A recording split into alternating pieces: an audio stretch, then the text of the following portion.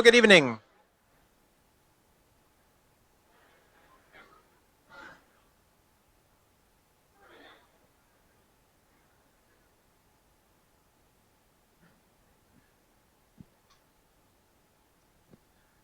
Good evening, and welcome to Matter. I am Stephen Collins. I'm the CEO of Matter. Welcome to Tales from the Trenches.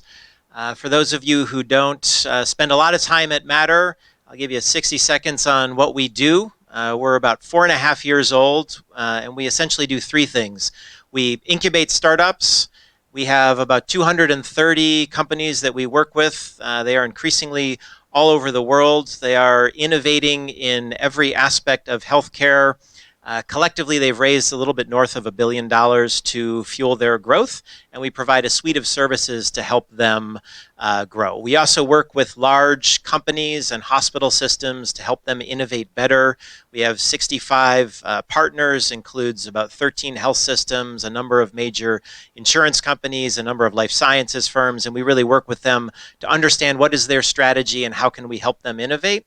And our thesis around innovation is that by bringing entrepreneurs together with these big companies and these established institutions, we can really identify the right problems to solve and help design and build and get to market the right solutions that are going to solve the right problems in healthcare.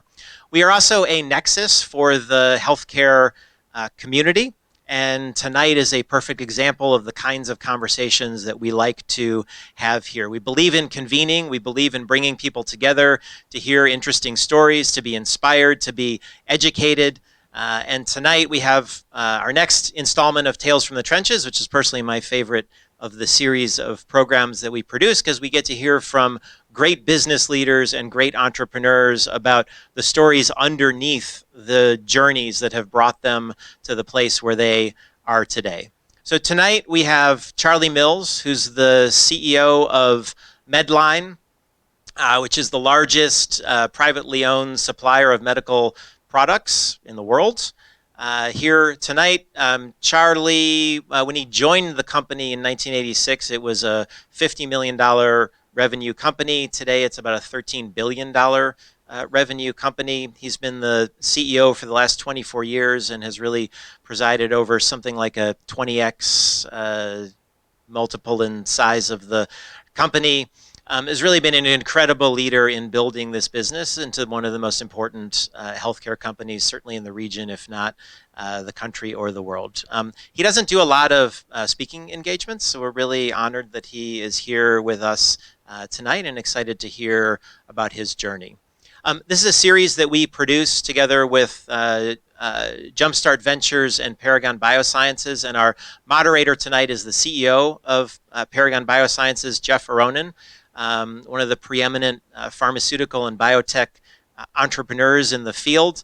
He started his career in big pharma, left to start a company called Ovation Pharmaceuticals, which is a successful company that he ultimately built and sold to Lundbeck, and then he ran Lundbeck's business for a little while before starting Paragon Biosciences. He now has and is incubating and building a number of biotech companies that are really developing novel therapeutics in a number of rare diseases and areas of significant unmet medical needs. He also is one of the founders of Matter and was really the chair of the project that got us started and continues as the co-chairman of our board. We've been working together now for probably 6 years on Matter. He's incredibly passionate about building the healthcare and life sciences community in Chicago and has really been a great partner as we've sought out on this endeavor to create Matter. For all of these things, we use a platform called Social QA for questions and answers. So Jeff will have an iPad with him as he's moderating the discussion, and he will turn to that for questions from the audience. We don't take questions directly from the audience, so use your phones, go into the platform and ask questions that way, and then Jeff will have those and he'll moderate through as the conversation continues. So with that, please join me in welcoming Jeff and Charlie to the Matter stage.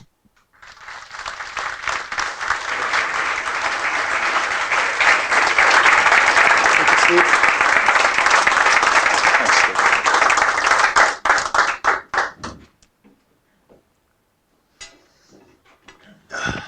Okay. Good evening, everybody. How are you doing? Great. Well, I'm really excited tonight. We get to spend a little bit of time with Charlie Mills. Charlie, first of all, thank you for coming. We've been friends for a long time. He doesn't like to do a lot of these events, so it's a personal favorite. I really appreciate it.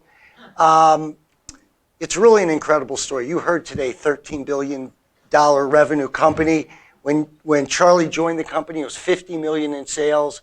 I mean, it's double-digit growth for 23 years.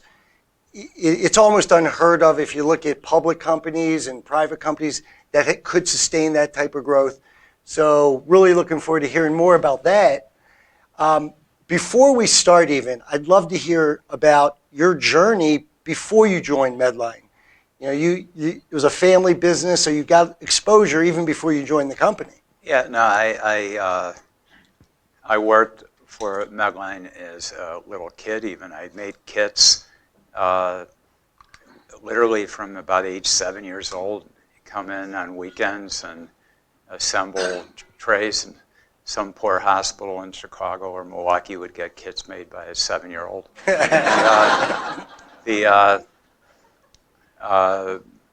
And I worked at Medline from age 15 to 19 during the summer, and I went to New Trier West High School and Cornell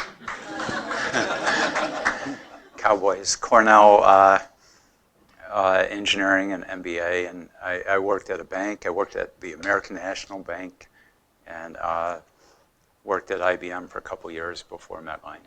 So that's sort of my pre-full-time Medline background. So that's terrific. And then it was a natural step to join the business because you'd been really working there off and on since 7 years old. Well, it was highly probable that I would go into the family business, but it wasn't definite. I mean, you know, I don't know. In fact, the first offer I had to work at Medline, the sales manager called me and asked me if I would I was working for IBM in Washington, D.C., and he said, "We have an opening, do you want to take it?" And I felt like at that time I should stay at IBM for a little longer, and but then he kept bugging me on other jobs, and eventually came to Medline. So. Terrific. It's certainly been a great journey, and you were lucky to have a great mentor in your father, who was the CEO prior to you. Unfortunately, we lost your father this year. Would you like to talk about what you learned from him in running and building a great business? So I mean, he was certainly a great father and a great leader. He was very entrepreneurial. The business was very lean back then. Very dedicated. He would push people hard and push himself hard. We worked Saturdays back then, and he would have customers when they came to visit Medline. Quite often they would stay at his house, and so I mean, 2 or 3 nights a week there could be 6 or 7, 8 people staying at the house. This is for like 20 years straight. I mean, this is not like a 1 year did it. It was all very often, and really, really dedicated.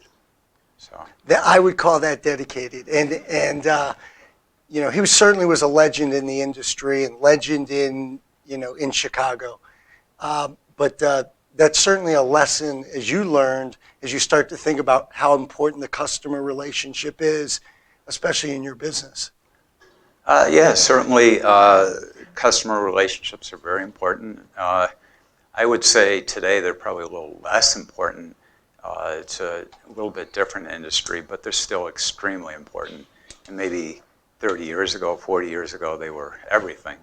So, a little bit, when I started with Medline, I started in sales, and I worked out of Miami, and that was really the only way to start in the business, was to start with a customer focus. So When I meet with young entrepreneurs or people starting their career, I often tell them, try to start as close to the customer as you can. Understanding the needs is irreplaceable. Sure. Yeah. So one of the, I think about, I've known you about 20 years, so even before that you started as CEO. When you became CEO, what was that like as the leadership passed on to you? What was that transition? Transitions are hard, but how was that? At that point I had worked for Medline 10, 11 years, and my dad's contemporaries at the time were starting to retire, and he had mixed feelings about retiring.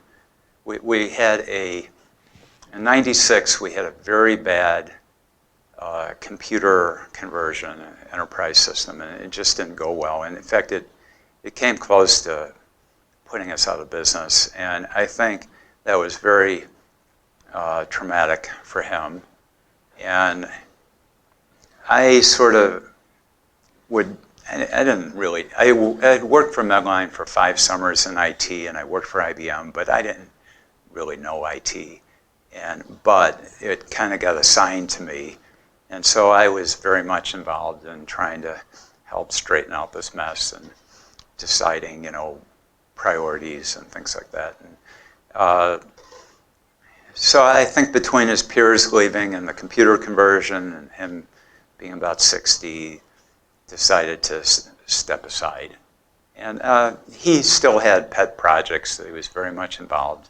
And fortunately, the few years after he left, were very good years, and I say that not to belittle him or anything.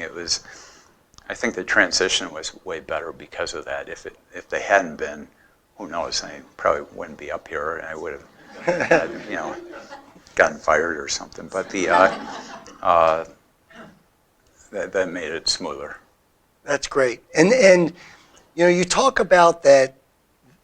All companies, especially a company that's been around as long as your company has, goes through those moments where it's decisions that are critical to the company's survival. You said this transition hurt you guys. Did you go through a lot of those where the computer issue? Have you faced a lot of those moments in time? Not really. I mean, we've been very fortunate. We've had a lot of changes, and products have changed, and hospitals are merging, and all different things like that. But there wasn't any other time where it was really like bad.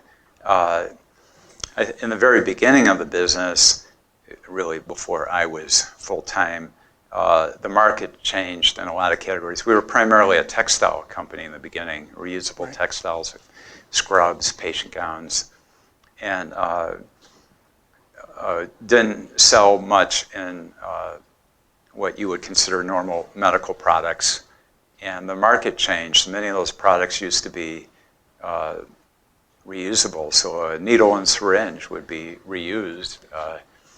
An exam glove was a surgeon's glove with a hole in it. If it had a hole, after inspection, it would get downgraded and become an exam glove. And when that changed, the market created a lot of different demands. And so if we had stayed a textile company,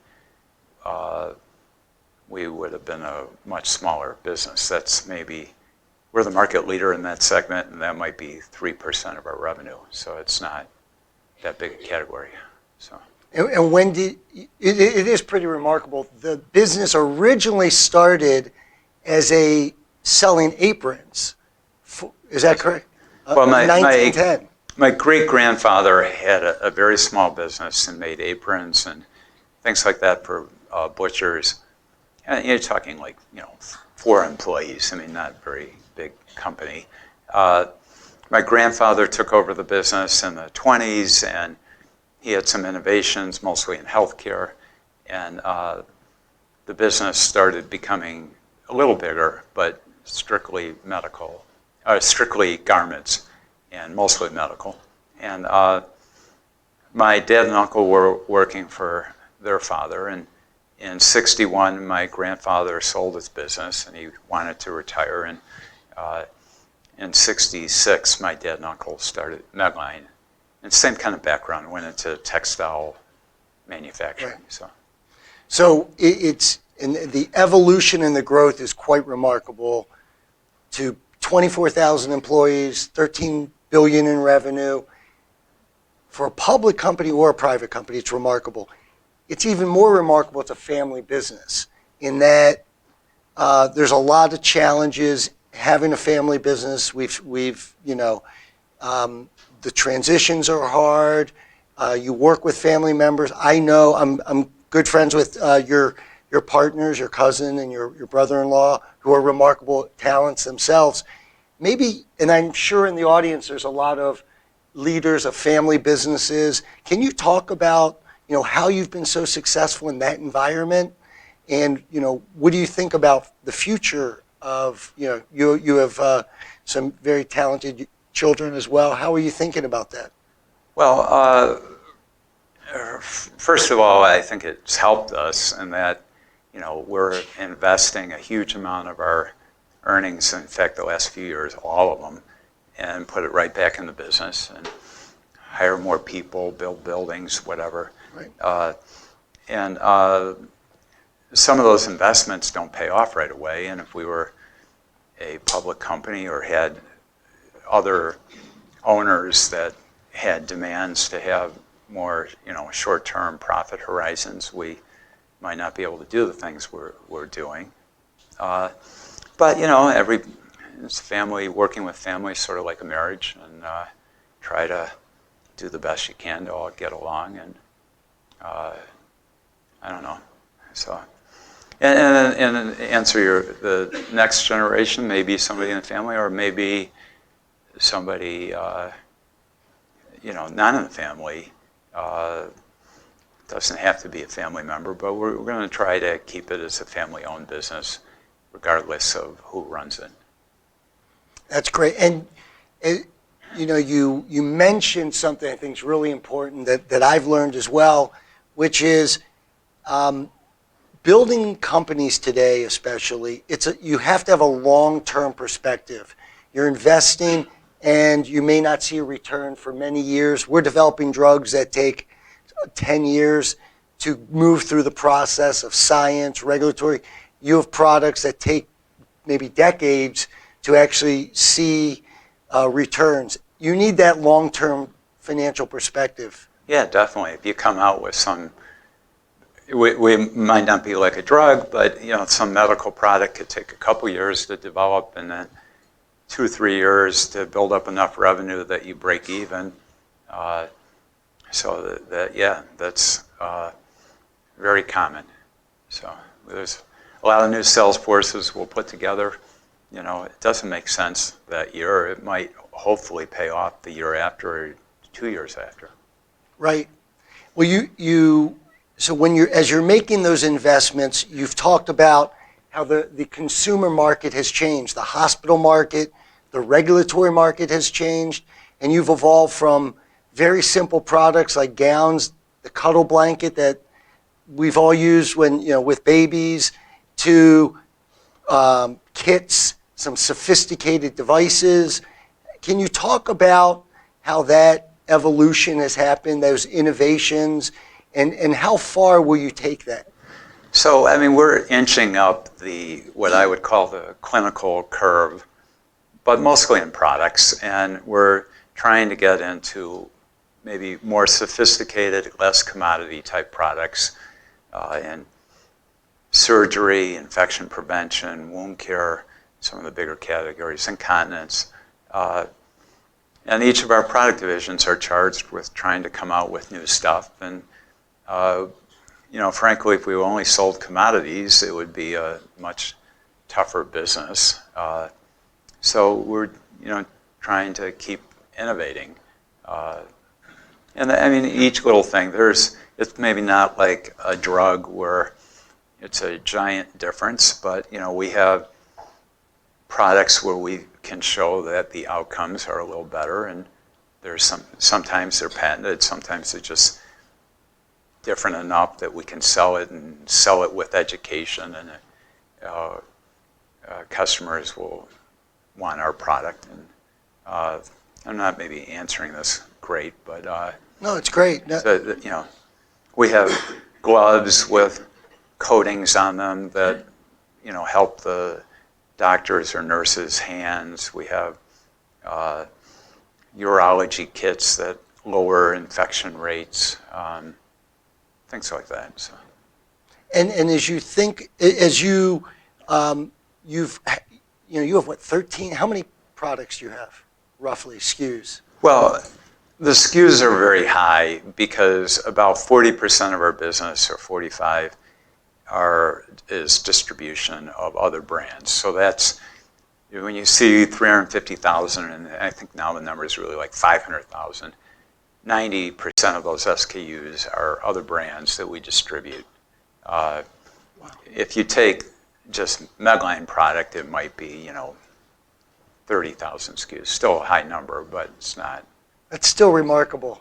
So, if any of your employees complain to you anymore about complexity, 500,000 SKUs, I would think a lot of that innovation would come organically from your company, but it also comes from outside. You've done some strategic acquisitions.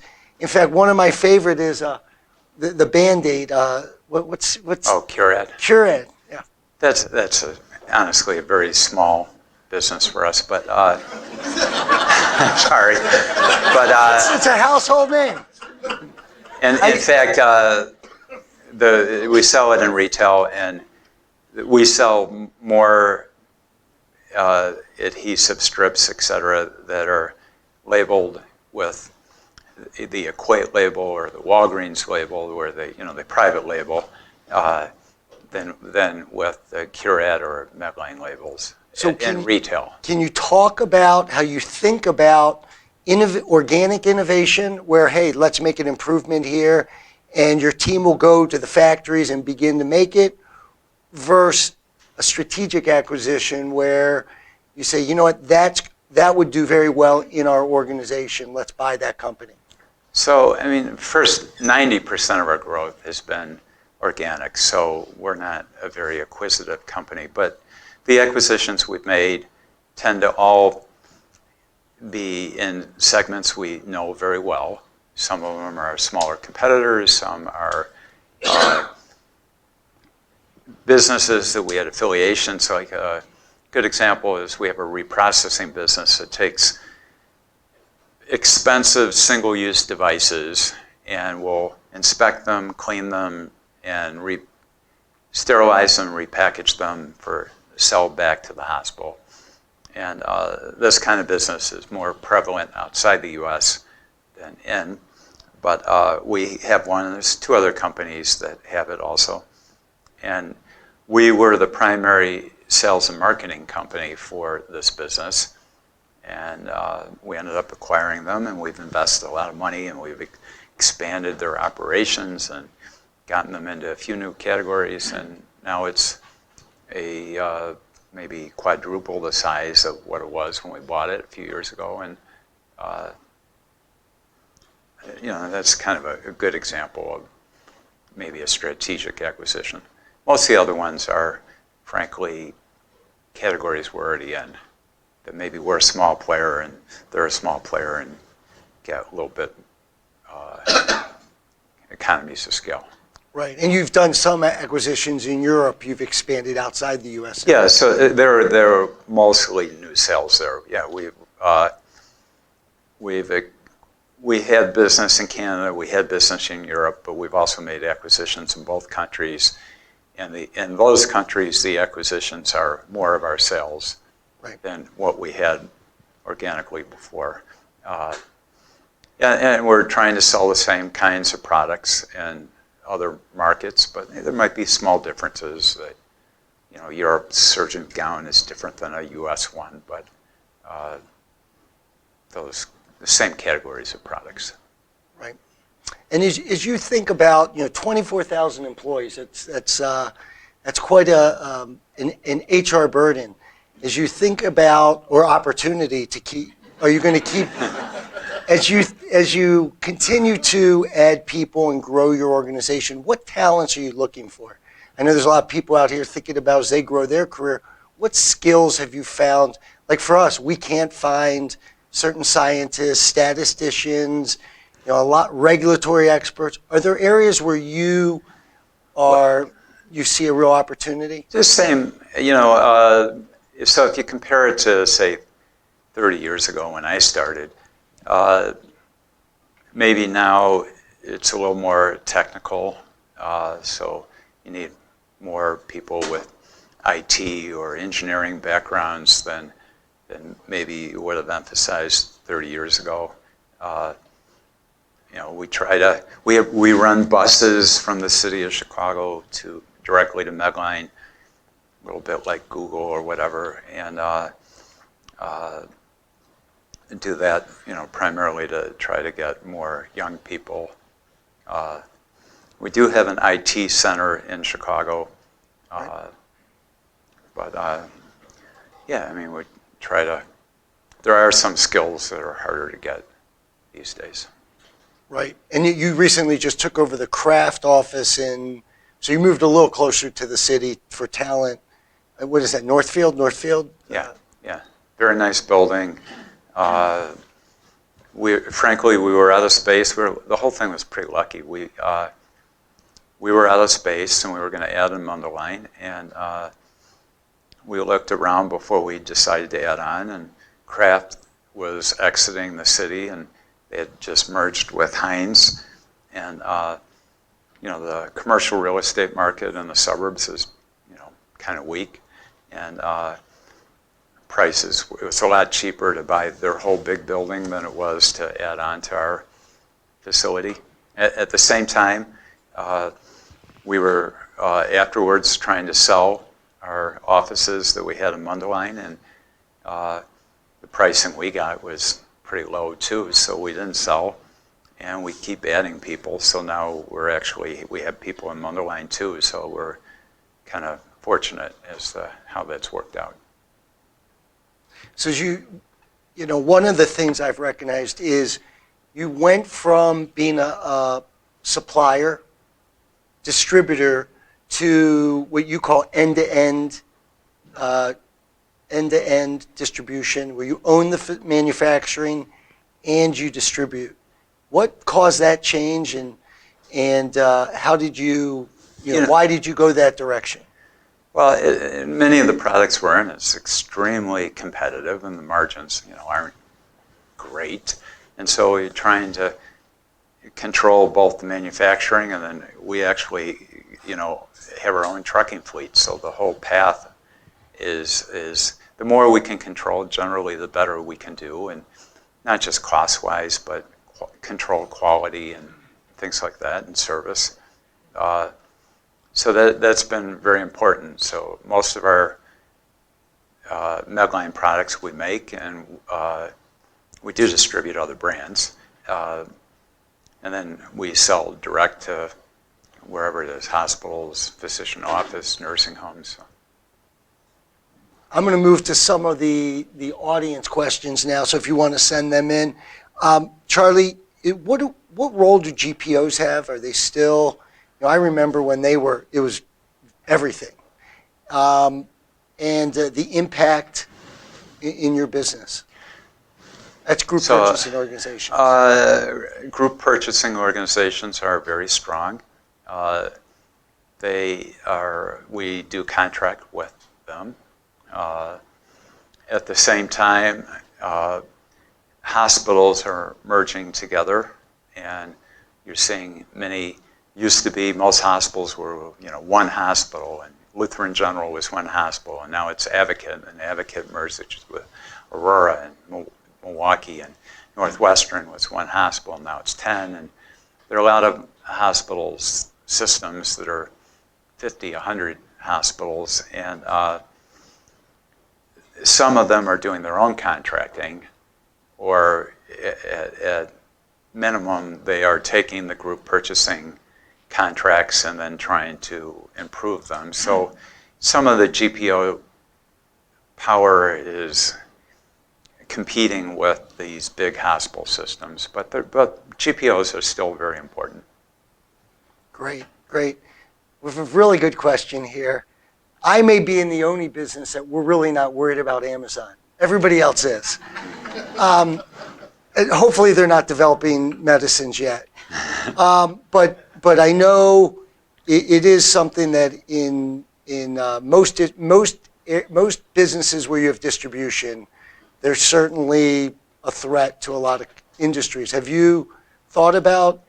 Yeah, we do work with Amazon. In fact, Amazon in 19 will be our biggest retail customer. Wow. Used to be Walmart, and or was Walmart in 18. So we do sell them a lot. There are a few niches where we compete with them, and that's just how it is. We do sell, there's companies like Cardinal Health that we compete with, but we also sell them too. So sometimes we're competing as distributors, and then we're selling each other products where Cardinal manufactures product, we manufacture product, and we'll have customers that we'll be the distributor, or they'll be the distributor, and they'll demand, each other's products. So there's a lot of working together. Right. That's interesting. So certainly a threat, but they're also one of your biggest customers. So remarkable. You have to work with them, but you have to also think about them on the other side as well as a potential threat. One of the questions is around tariffs. Everybody's talking about, you just turn the TV on, or everybody's talking about how tariffs are impacting them. I don't know if you're manufacturing still as much in China, but is this an issue? Is it something you guys are thinking about? Yeah, no, definitely. We do have some manufacturing there, and tariffs are hitting us. And it's an issue, and some of those products we're able to move to like Mexico or Vietnam. Some of them we're just frankly selling for a lower margin. Some of them we're raising prices, and we're mitigating some of it, but it's a negative for us. Right. Big, yeah.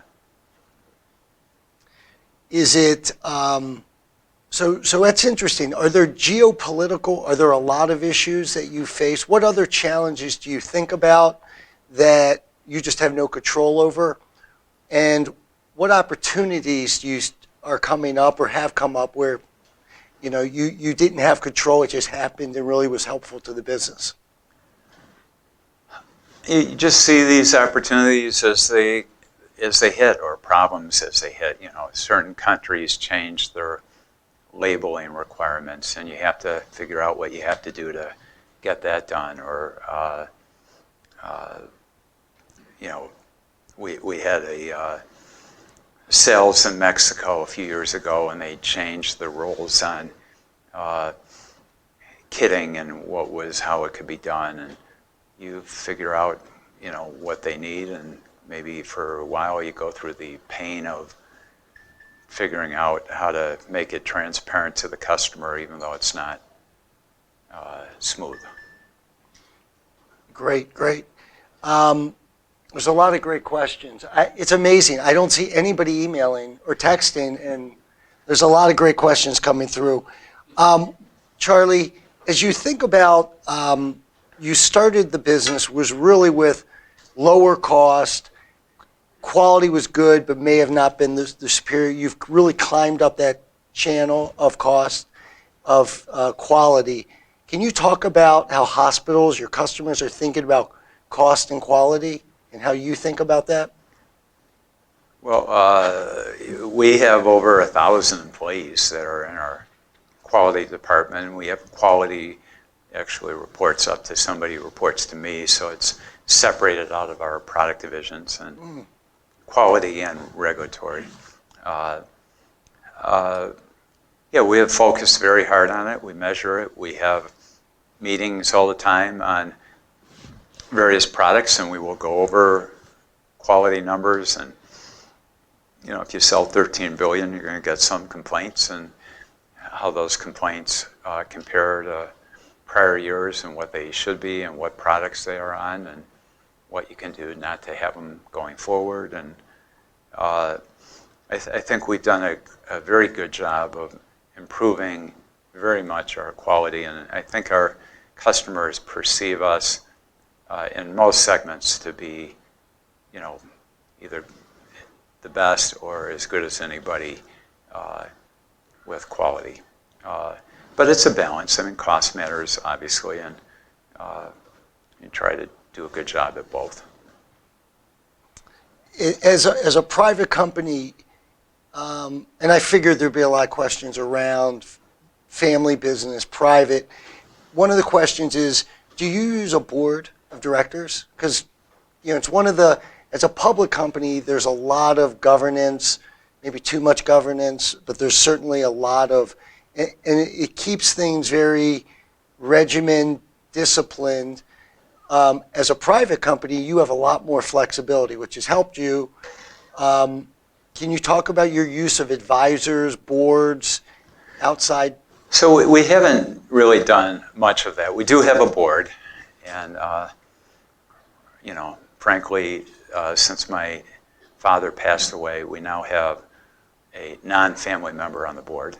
But prior to that, the board consisted of family people, but there were people involved in the business.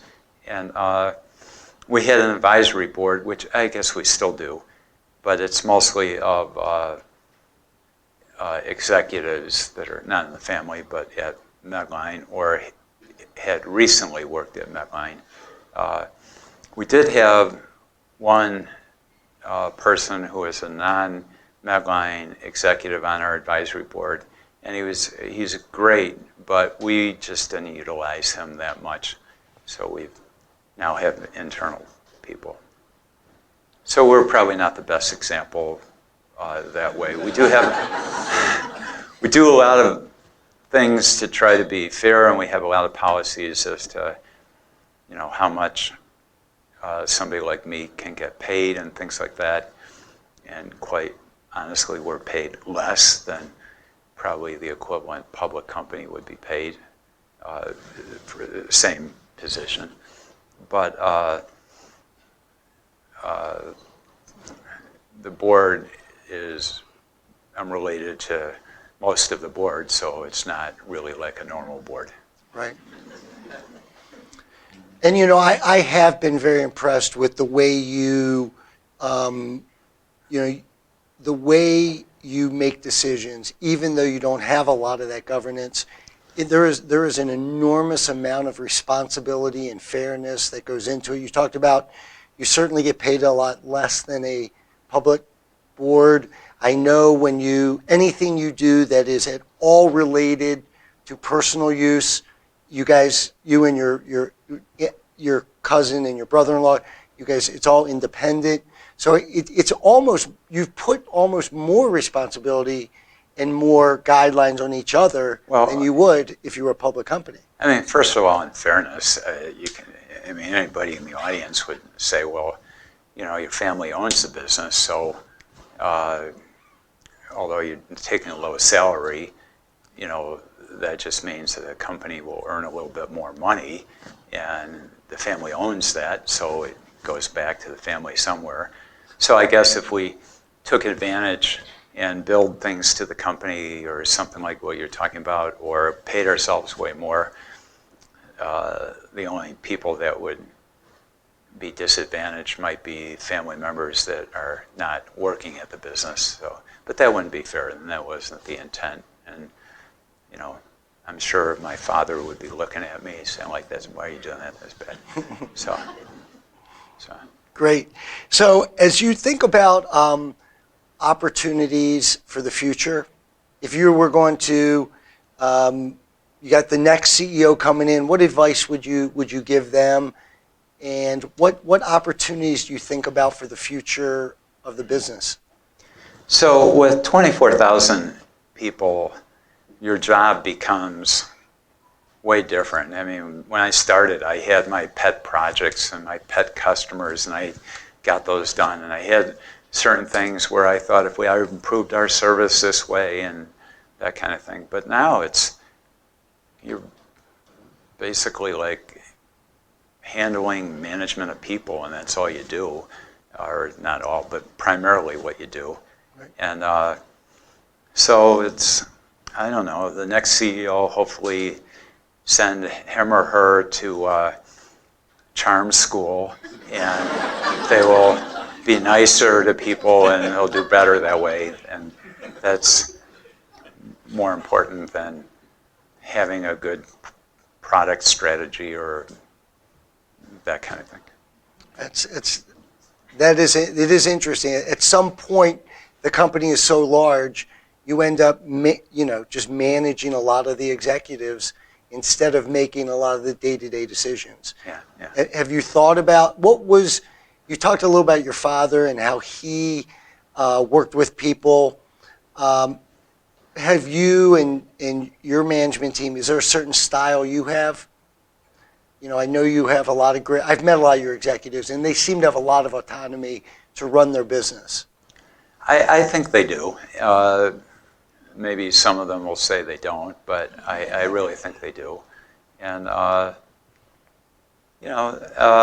spent a lot of time coming up with compensation plans and incentives and goals and things like that.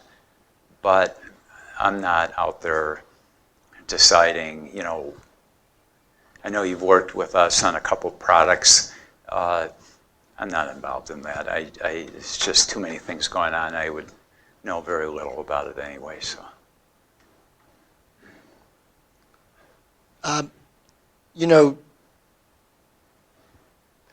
despite your remarkable success, do you feel like there's been anything that's limited the opportunity for Medline? Are there things that you think have been barriers or you would have liked to have done differently? I mean, if you had a time machine, we'd all be, I guess I wouldn't even have to work. I'd do other things, but with that. But yeah, I mean, there's certain products we missed, and we all make mistakes. Our better batting average is pretty good, so right. Yeah, there aren't really too many things. Yeah, the 1996 computer conversion we probably shouldn't have done, or we should have figured out how to do better. And there are things now that are like that. But I don't know. You just,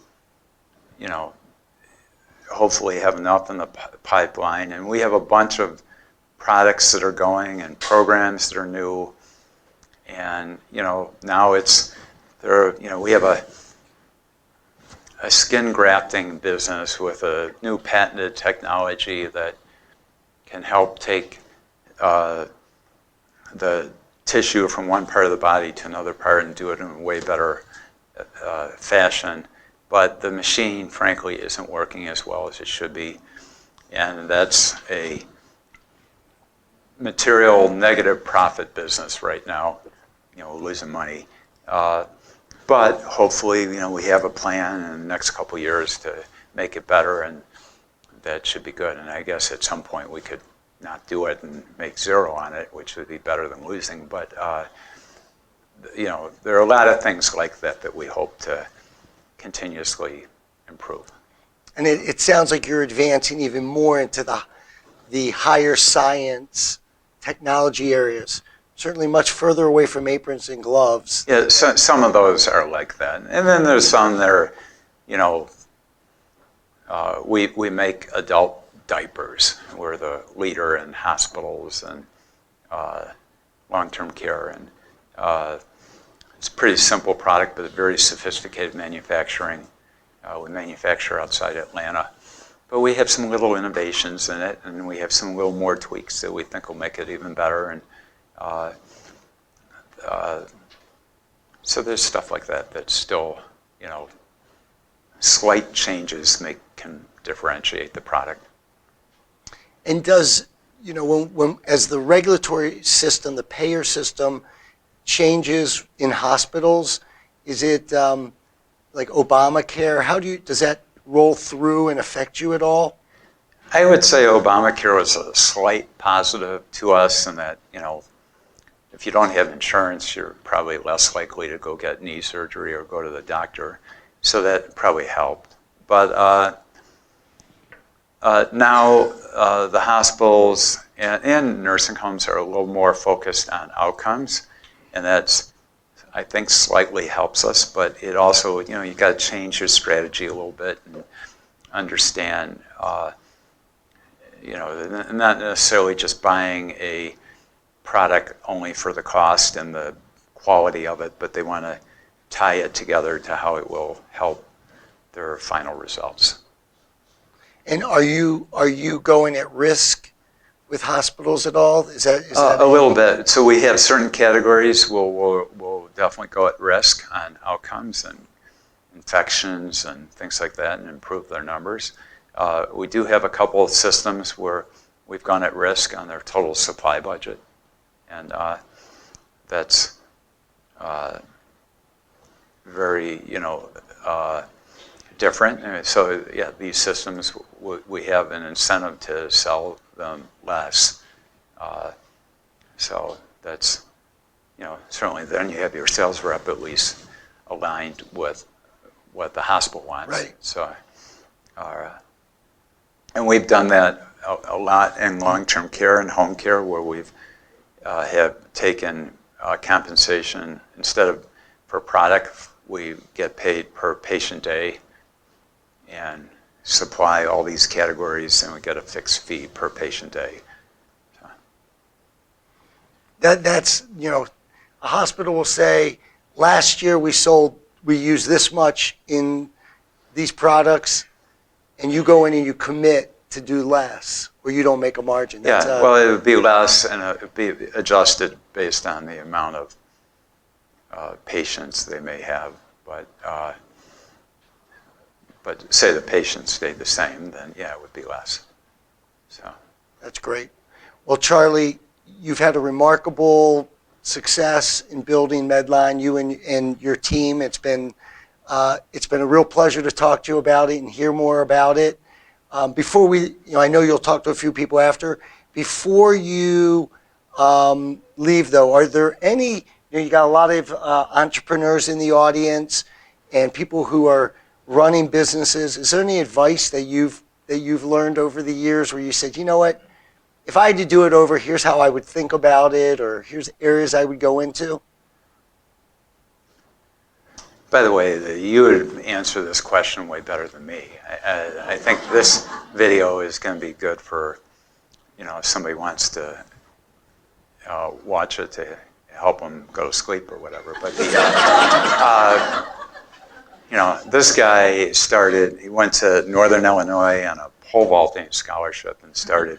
I at least had, entered a $50 million family business. It's a lot easier, a lot harder to start it than to make it grow, I think. But I don't know. I felt, I give the same speech to sales reps. Have a super high sense of urgency.